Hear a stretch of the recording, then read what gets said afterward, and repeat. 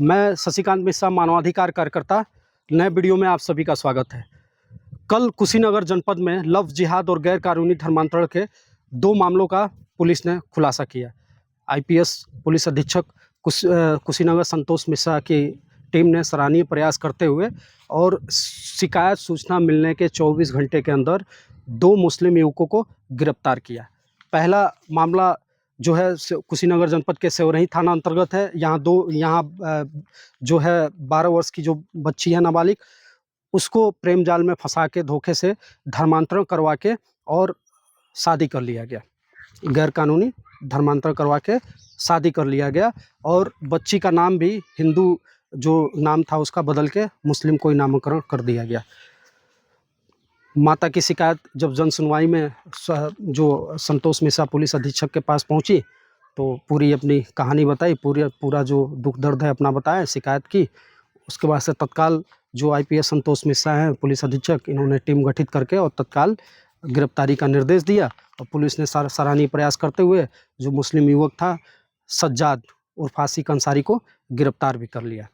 दूसरा मामला नेबुआ नौरंगिया थाना अंतर्गत है। यहाँ पे नौशाद करके एक व्यक्ति की गिरफ्तारी हुई जो मुस्लिम युवक है, और यहाँ भी इसने 16 या 17 साल की जो नाबालिग एक बच्ची है हिंदू, उसको प्रेम जाल में फंसा के और उसका धर्मांतरण करवा दिया। यहाँ तक ये सीमित नहीं रहा, ये नेपाल भागने के फिराक में था और जो महाराजगंज बॉर्डर से इसकी गिरफ्तारी हुई। सोचिए, छांगुर बाबा बलरामपुर की घटना आपने देखा ही है। इसका कम से कम 400-500 करोड़ की जो अवैध फंडिंग है ये सामने आया धर्मांतरण कराने के लिए। जो बड़ा नेक्सस है, गिरोह है, यूपीएटीएस ने इसका खुलासा किया। उसके कुछ ही दिन बाद जो आगरा पुलिस ने 2 हिंदू जो बच्चियां थी, युवतियां थी, उनको जो है रेस्क्यू किया और टीम गठित करके इस पे कई सारे लोगों की गिरफ्तारी हुई है। इसका भी जो मास्टरमाइंड था वो गिरफ्तार हुआ। इसमें कई सारे जांचें चल रही है कि किसका नेटवर्क कहाँ किस तरीके से है और कौन कौन लोग इसमें शामिल है। अभी ये मामला अभी चल ही रहा था, मीडिया में सारी चीज़ें आ ही रही थी, तब तक कुशीनगर जनपद में कल 2 नए मामले आ गए। अब हर जिले में लगभग ऐसे मामले सामने आ रहे हैं। जितनी बच्चियां गायब हो रही हैं, चाहे वो नाबालिग बच्चियां हों या बालिग बच्चियां हों, अगर इस पर गहनता से जांच किया जाए तो ज़्यादातर मामलों में ये सामने आएगा कि उसके साथ धोखा छल कपट से प्रेम जाल में फंसाया गया है। फर्जी नाम बता के, हिंदू अपना जो नाम बताते हैं ये लोग जैसा रखते हैं, उल्टा सीधा नाम रखते हैं, और उसके बाद से प्रेम जाल में फंसा के घर से लेके भाग जाते हैं। और वहाँ जाके जब बच्ची एक बार घर से चली जाती है तो बाद में उसको पता भी चलता है कि अरे ये मेरे साथ धोखा हुआ, ये तो हिंदू नहीं है, मुस्लिम है। तो उस कर भी क्या सकती है, वहाँ पे कोई ऐसा कोई होता नहीं है जिससे ये मदद मांगे या कुछ अपना बताए। परिवार जो है तड़पता है, चूँकि माँ बाप हैं, परिजन हैं भाई। हर माँ बाप बच्चे के लिए भगवान का रूप होता है। तो कोई भी अगर जो माता पिता है, उसकी बच्ची अगर जो घर से गायब होती है किसी भी तरीके से, अगर जो किसी भी युवक के साथ गायब होती है, चाहे वो कोई भी उसका धर्म हो, तो माँ बाप परेशान होते हैं, खोजबीन करते हैं।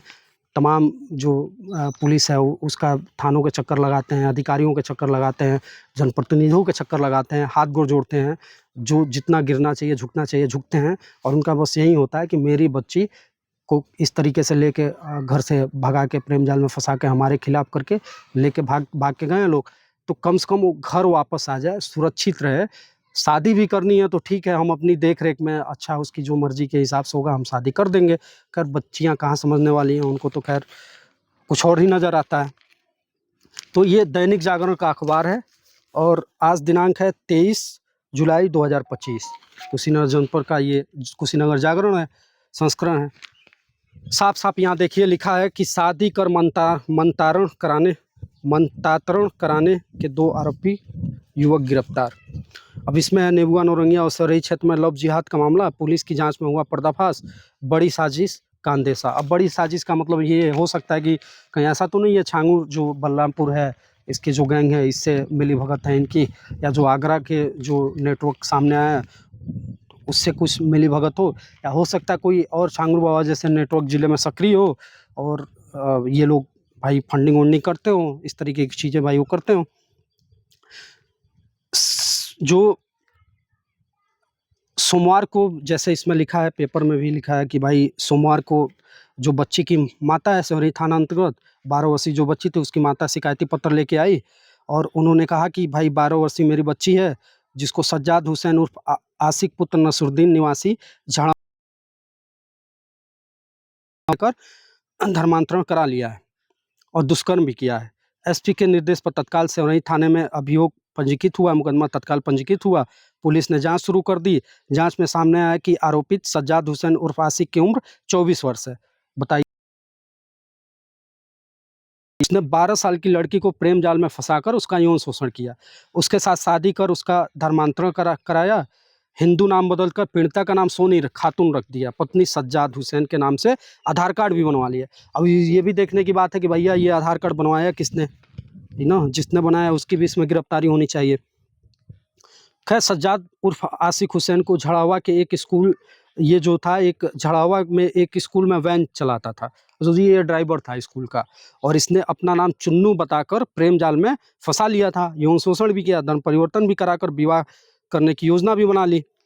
12 साल की लड़की उसके झांसे में इस कदर आ गई थी कि माता पिता की बातों को भी उसने अनसुना कर दिया था। अब ये बताइए, 12 साल की बच्ची है, वो उसको उसके माता पिता दुश्मन नज़र आने लगते हैं, उसके जो परिजन हैं, जो भाई बहन हैं, वो दुश्मन दुश्मन होने लगते हैं। मतलब वो अपने आप, उनको लगता है कि भाई ये हमारे भविष्य के लिए अच्छा नहीं सोच रहे हैं, हमारे लिए अच्छा नहीं सोच रहे हैं। और उसको जो चुन्नू है, जो धर्मांतरण जिसने करवाया, जो नाम बदल के छद्म आवरण में हिंदू के भेष में, और जो उसके साथ जो भी गैरकानूनी चीज़ें किया, उसको बहुत अच्छा लगने लगता है, प्रेमी लगने लगता है। यही चीज़ें लगभग हर उसमें है। पर पुलिस ने पास्को ST/SC एक्ट और उत्तर प्रदेश विधि विरुद्ध धर्म संपरिवर्तन अधिनियम के तहत केस दर्ज कर लिया है। कोई मुकदमा पंजीकृत नहीं किया है। इसमें बाल विवाह प्रतिषेध अधिनियम के तहत जो भी धाराओं में मुकदमा पंजीकृत होता है, वो होता है, करना चाहिए। क्योंकि देखिए, ये होता ये है कि इसमें कोई फांसी तो हो नहीं जाएगा। ST/SC एक्ट जितना कुछ बना है, तो ये जो बाल विवाह प्रतिषेध अधिनियम लगवाएंगे तो हो सकता है कुछ सज़ा और बढ़ जाए इसकी। बाल विवाह प्रतिषेध अधिनियम ऐसा है कि शादी अगर जो कोई नाबालिग बच्ची से कराता है, तो उसमें कोई शादी कराने वाले में जो भी लोग शामिल हैं, चाहे बैंड बाजा से लेके जो भी पंडित काजी वगैरह लोग हो गए, या जो भी लोग इसमें सम्मिलित हैं, जो इसके समर्थन करते हैं, सबके खिलाफ मुकदमा पंजीकृत होता है। तो इस मामले में जितने भी लोग हैं जो इसको संरक्षण देते होंगे, वो लोग भी आ जाएंगे। और किसी भी मामले में मैं जहाँ तक देख रहा हूँ, नाबालिग बच्ची है, उसका धर्मांतरण कराया जा रहा है या लव जिहाद में फंसा के उसके साथ शादी किया जा रहा है, तो बाल विवाह प्रतिषेध अधिनियम की धाराएं नहीं लगा दी ना, उसमें मुकदमा पंजीकृत किया जा रहा है। कानून बना है तो उसका इस्तेमाल होना चाहिए, नहीं हो रहा है तो भाई इसमें हम आगे जो है, जो इसके लिए जो भी आयोग बना है, बाल आयोग वगैरह, इसमें हम लोग जल्दी संस्था की तरफ से उत्तर प्रदेश में के ऐसे नाबालिग जहाँ भी मामले आए हैं बच्चियों का, तो ठीक है, और जो धर्म परिवर्तन के जो कानून बने हैं, गैर कानून धर्मांतरण के, या जो पास्को के, इसमें ठीक है मुकदमा दर्ज हो रहा है, उसमें मैं नहीं जा रहा हूँ। लेकिन ये है कि जो बाल विवाह प्रतिषेध अधिनियम इसीलिए बना है कि कोई नाबालिग बच्ची के साथ कोई शादी करता है तो उसमें भाई मुकदमा पंजीकृत हो, तो उसकी धाराएं विवेचना में जोड़नी चाहिए। अब तीसरा जो दूसरा मामला है, हाँ, क्या बोलते हैं कि हाँ, नेपाल, पीड़िता को नेपाल भागने की फिराक में था नौशाद। एसपी ने बताया कि नेबुआ नौरंगिया थाने के गांव की महिला ने सोमवार को थाने में तहरीर दी थी कि उसकी 17 साल की नाबालिग बेटी को नौशाद अंसारी पुत्र नूर हसन, भाई पिता का नाम भी जान लिया, नूर हसन, इनका सामाजिक बहिष्कार होना बहुत ज़रूरी है, निवासी मोती छपरा, भगा ले गया है। मामले में मुकदमा दर्ज कर नेबुआ नौरंगिया पुलिस ने छानबीन शुरू की। जानकारी होते ही घटना की अनावरण एवं पीड़िता की सकुशल बरामदगी के लिए पुलिस टीमों को लगाया गया। जांच में सामने आया कि नाबालिग लड़की का नौशाद अंसारी ने मंतारण कराकर दुष्कर्म किया था। वह पहले सऊदी में कमा रहा था। अब ये देखिए, ये पहले तो सऊदी में काम नौकरी भी कर रहा था। लौटने के बाद लड़की को कीमती उपहार देकर झांसे में लिया था। कीमती उपहार क्या हो, मोबाइल वगैरह देता होगा या अन्य जो चीज़ें होंगी वो देता होगा। प्रेम जाल में फंसाकर शादी के नाम पर धर्मांतरण कराया। पीड़िता का नाम बदलकर नूरजहां कर दिया तथा इसी नाम से उसका आधार, अब यहाँ भी इसने आधार कार्ड बनवा लिया। अब जहाँ से भाई ये आधार कार्ड बनवा रहे हैं, कैसे बनवा ले रहे हैं, जो ये भाई ये तो एक देश की सुरक्षा को लेकर खतरा है। ऐसे तो ये बांग्लादेशी घुसपैठी है, जो पाकिस्तानी जो एजेंट हैं या अन्य भी जो हैं, जो देश विरोधी ताकतों में लगे हुए हैं, देश विरोधी गतिविधियों में लगे हुए हैं, जो हमारे देश के नहीं घुसपैठिए हैं, उनका भी ये ऐसे ही आधार कार्ड, जन्म प्रमाण पत्र बन जा रहा है। खैर पुलिस ने महाराजगंज बॉर्डर से ये जो नौशाद है इसको गिरफ्तार कर लिया। इसमें भी अपहरण, पास्को एक्ट, दुष्कर्म और विधि विरुद्ध धर्म संपरिवर्तन प्रतिषेध अधिनियम की धाराओं में केस दर्ज। अब इस मामले में भी जो बाल विवाह प्रतिषेध अधिनियम है उसमें मुकदमा पंजीकृत नहीं किया गया है। तो ये तो है। अब देखिए यहाँ भी एक दिया है सिद्धार्थनगर का मामला, धर्मांतरण का दबाव बनाने के आरोपित कॉलेज प्रबंधक पर मुकदमा दर्ज। अब वहाँ पे एक व्यक्ति ने शिकायत किया कि भैया इटावा थाना क्षेत्र के शाहपुर निवासी अखंड सिंह ने थाना में तहरीर दी थी कि थाना क्षेत्र के अमौना स्थित अटल अल फारूक इंटर कॉलेज का प्रबंधक सबीर अहमद उस पर धर्मांतरण का दबाव बना रहा था। तो ये लगभग गिरोह इनका जो है नेटवर्क है, हर जिले में सक्रिय रूप से कार्य कर रहे हैं और इनका टारगेट है, चूंकि नाबालिग बच्चियां जो होती हैं वो मैच्योर नहीं होती है ना, उनको बहुत देश दुनिया के बारे में जानकारी होता नहीं है, अभी डेवलपिंग पीरियड होता है उनका, अभी पढ़ाई लिखाई करना होता है, बहुत ज़्यादा सामाजिक या देश दुनिया की बहुत ज़्यादा उनको जानकारी होती नहीं है और ना बहुत ज़्यादा अनुभव होता है इन सब चीज़ों में। तो उनको आसानी से ट्रैप किया जा सकता है, आप उनको खड़ा किया जा सकता है, आसानी से उनको किसी भी अपने झांसे में लेके जैसा चाहें वैसा वो करवा सकते हैं। और वैसा हर मामलों में वही हुआ कि परिवार के खिलाफ जाके बच्चियां जैसे आरोपी कहते गए वैसे उन्होंने उसके हाथ की कठपुतली बन गए, जैसे वो कहते थे वैसा इन्होंने किया।